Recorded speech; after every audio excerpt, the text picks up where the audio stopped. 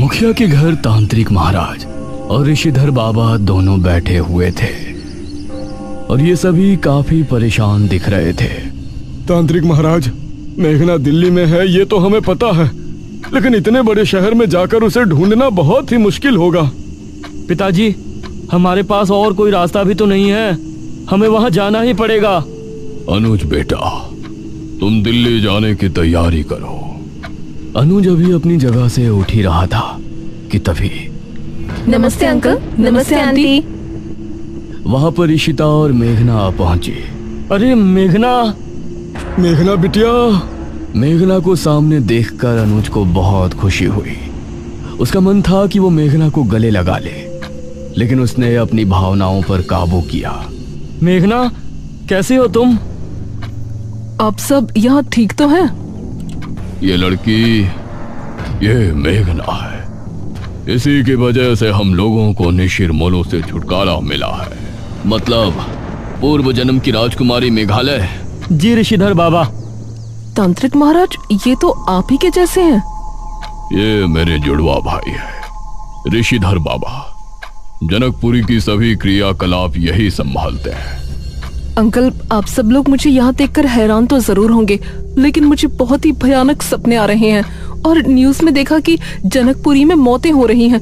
तो मुझे लगा कि मुझे एक बार यहाँ आकर आपसे बात करनी चाहिए। कहीं मेरे सपनों का इन हादसों से कोई कनेक्शन तो नहीं है?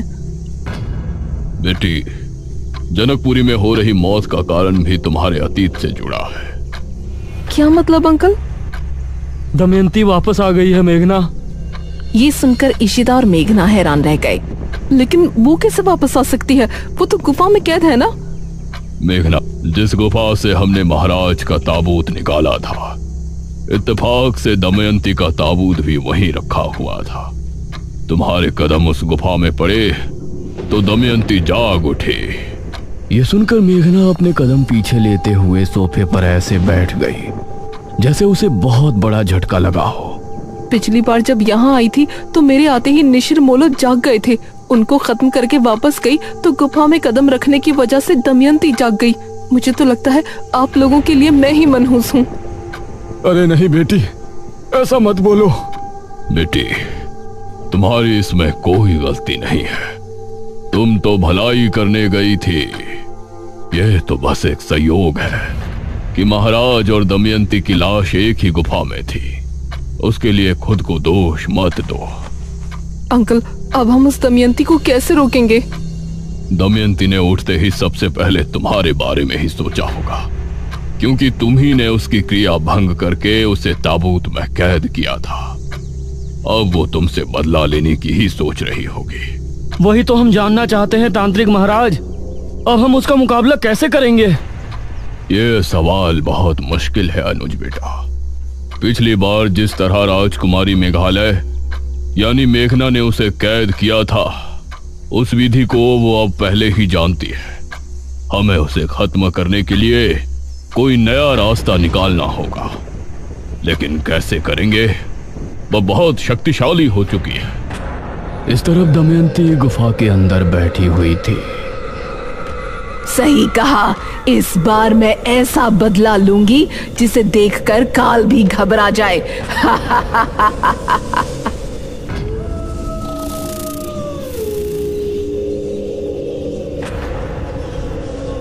रात के करीब 2 बजे के समय पुराने किले में तांत्रिक महाराज और निशिधर बाबा दोनों ध्यान मग्न बैठे थे। दोनों योग मुद्रा में थे और उनकी आंखें बंद थीं। इशिता, मेघना और अनुज एक तरफ, मुखिया और ठकुराइन दूसरी तरफ बैठे थे। तभी अनुज धीरे से मेघना से बोला, मेघना, वैसे एक बात कहूँ? हाँ कहो। तुम्हारे जाने के बाद तुम्हारी असली मौजूदगी का एहसास हुआ मुझे। इस पर मेघना ने अनुज की तरफ देखा। मतलब तुम्हारे यहाँ से जाने के बाद एक दिन के अंदर ही मैं इतना ऊब गया था, गांव में मन ही नहीं लग रहा था। कभी कभी तो मैं ये सोचता था कि निशिर-मोलो इस गांव से गए ही क्यों, और क्यों तुम्हें यहाँ से जाना पड़ा। ओह अच्छा, वैसे अनुज कि तुमको इतनी ही प्यारी लगती है तो इसे गांव में ही रोक लो ना। इशिता, तुमको दिख नहीं रहा यहाँ क्या सिचुएशन चल रही है? तुम दोनों प्लीज चुप हो जाओ। ऋषिधर बाबा और तांत्रिक महाराज को दमयंती एक सुनसान इलाके में बैठी नजर आई। उन्होंने देखा कि दमयंती के पास एक सांप, एक चमगादड़ और एक बिच्छू आकर बैठ गया है। दमयंती ने उन तीनों की तरफ एक बार देखा और फिर जोर जोर से हंसने लगी। तभी तांत्रिक महाराज और ऋषिधर बाबा दोनों ने आंखें खोली। तांत्रिक महाराज, क्या देखा आपने? कुछ पता चला? हमने देखा कि दमयंती के पास बिच्छू, चमगादड़ और सांप बैठा हुआ है। यह सुनकर सभी ने एक दूसरे की तरफ देखा। इसका क्या मतलब है? इसका मतलब है कि इन तीनों जहरीले जीव जंतु के साथ वो अपनी किसी भयानक क्रिया को अंजाम देने वाली है। इस तरफ दमयंती धीमे कदमों के साथ राजमहल की तरफ बढ़ रही थी। उसने राजमहल के मुख्य द्वार को खोला और मुस्कुराते हुए अंदर चली गई। उसने देखा वो सिंहासन जिस पर वो कभी बैठा करती थी, वो ठीक उसके सामने है। आखिर हम हमारे राजमहल में वापस आ ही गए।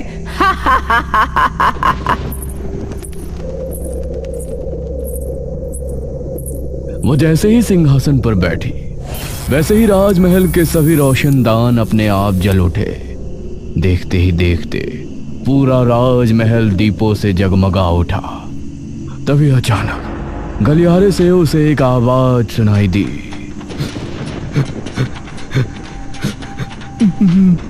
महारानी दमयंती। यह किसी के सिसकने की आवाज थी, जिसे सुनकर दमयंती के चेहरे पर आई खुशी उड़न छू हो गई। दमयंती सिंहासन से उठी और गलियारे की तरफ बढ़ गई।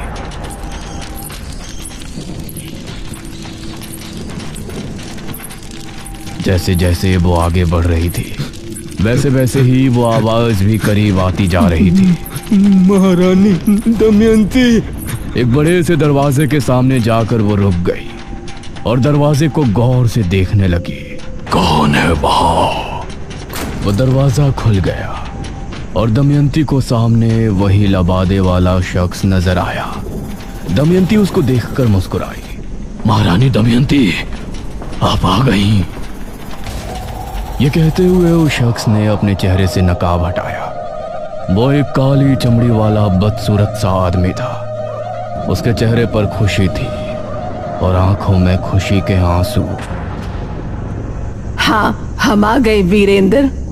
मुझे पता था कि एक ना एक दिन आप जरूर आएंगी, इसीलिए मैंने उस क्रिया को 400 साल तक जारी रखा, जिसे मैं आपके जिंदा रहते हुए आपकी शक्तियां बढ़ाने के लिए किया करता था। मैं तुमसे बहुत खुश हूँ वीरेंद्र, बहुत ज्यादा खुश। मेरे यहाँ पहुँचने के साथ साथ तुम्हारी महाक्रिया के 400 साल भी पूर्ण हो चुके हैं। अब तुम चाहो तो महल से बाहर जा सकते हो, लेकिन महल से बाहर जाते ही क्रिया बंधन टूट जाएगा और फिर तुम मनुष्य योनि में वापस चले जाओगे, जिसमें तुम बढ़ती उम्र के साथ बूढ़े भी हो जाओगे और तुम्हें मौत भी आ जाएगी। लेकिन महारानी, अगर ऐसा हुआ तो फिर हम जीवित कैसे रहेंगे? हमारे साथ ये नहीं होना चाहिए। तुम चिंता मत करो वीरेंद्र, मैंने तुमको सिर्फ बताया है। तुम अमर नहीं तो क्या, मैं तो अभी अगले 600 साल तक अमर हूँ। मेरी शक्तियों के इस्तेमाल से मैं तुमको कुछ नहीं होने दूंगी। धन्यवाद महारानी। अब मैं आपके लिए बाहरी कार्य भी करना चाहूंगा। आपके दुश्मनों से बदला लेने के लिए आपकी मदद करना चाहता हूँ। बहुत अच्छे वीरेंद्र, हमें भी तुम्हारी जरूरत पड़ेगी। ये कहकर दमयंती ने वीरेंद्र के सर पर हाथ रखा और मंत्र पढ़ने लगी।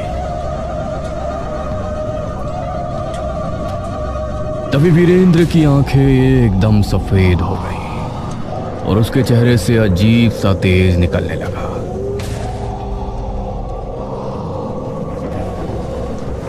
कुछ देर बाद किसी ने किले के दरवाजे पर दस्तक दी। अरे, ये दरवाजे पर कौन है इस समय? अनुज और मुखिया ने उठकर दरवाजा खोला तो सामने एक आदमी खड़ा था। मुखिया जी, जल्दी चलिए, मेरी पत्नी को ना जाने क्या हो गया है। वो अजीब हरकतें कर रही है, कभी चिल्ला रही है, कभी हंस रही है तो कभी रो रही है। उसने मुझ पर हमला भी किया है और अब जंगल में भाग गई है। हे भगवान, अब ये क्या नई मुसीबत है। ठीक है, हम अभी चलते हैं। अब ये सभी उस आदमी के साथ जंगल की तरफ रवाना हो गए। जंगल इस समय बहुत सुनसान लग रहा था। वो आदमी आगे आगे चल रहा था और ये सभी उसके पीछे थे। वो आदमी अब कुछ बोल भी नहीं रहा था। अरे ओ भाई, कहाँ ले जा रहे हो तुम हमें? चलते चलते इतनी देर हो गई है। हाँ बेटा, तुम्हारी बीवी भी कहीं नजर नहीं आ रही है।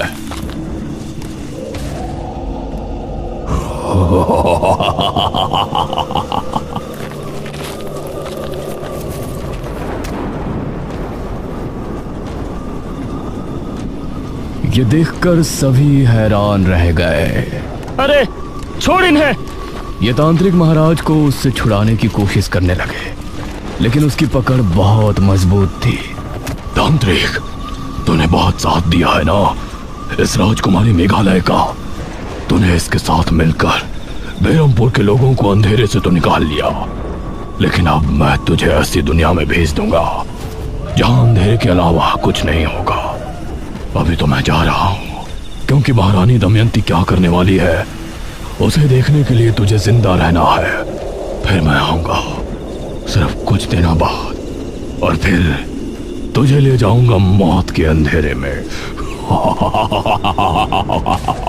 ये कहकर वो तांत्रिक महाराज को छोड़ वहां से बिजली की रफ्तार से निकल गया। ये सभी तांत्रिक महाराज के पास पहुंचे। तांत्रिक महाराज, आप ठीक हैं? हाँ, हम ठीक है। ये कौन था महाराज? इस पर मेघना ने अनुज से कहा। अनुज और ऋषिता, तुम दोनों को याद है जब हम पहली बार राजमहल गए थे तो एक लबादे वाला शख्स हमारे पीछे आया था? हाँ याद है, वो हमारे पीछे भी आया था। हाँ याद है, वो हमारे पीछे भी आया था।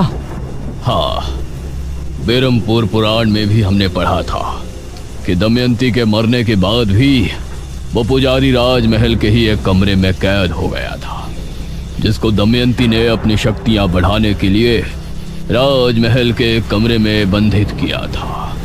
इसका मतलब अब दमयंती ने इसे आजाद कर दिया है। तांत्रिक महाराज, वो आपको अपने साथ ले जाने की चेतावनी देकर गया है। हमारी परवाह छोड़ो, वो क्या कर रहा था उस पर ध्यान दो। दमयंती कुछ बहुत ही भयानक करने वाली है। तभी चारों तरफ से चमगादड़ और कौवों की भयानक आवाजें गूंजने लगी। उन्होंने देखा कि आसमान में लाखों कौवे और चमगादड़ एक साथ उड़ रहे हैं। जमीन पर कहीं हवा का रुख भी बहुत तेज हो गया था। धुंध बहुत ज्यादा बढ़ गई थी, मानो कोई तूफान आ गया हो। ये सब क्या हो रहा है तांत्रिक महाराज? सभी वापस गांव की ओर चलो, अभी यहाँ रुकना उचित नहीं है। ये सभी अब वापस किले की तरफ निकल गए। मेघना बहुत ही गहरी सोच में डूबती जा रही थी। उसे किसी बड़ी अनहोनी का एहसास हो रहा था। तांत्रिक महाराज और ऋषि और ये सभी मुखिया के घर आ गए।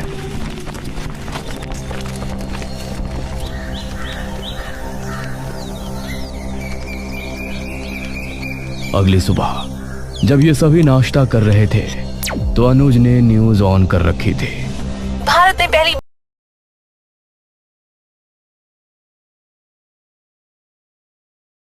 जितने भी शहरी इलाके हैं उन इलाकों से चमगादड़ और कौवे एक ही समय में आसमान में उड़ एक ही दिशा में जा रहे हैं। जंगलों से सांप अपने बिलों से निकलकर एक ही दिशा में रेंग रहे हैं।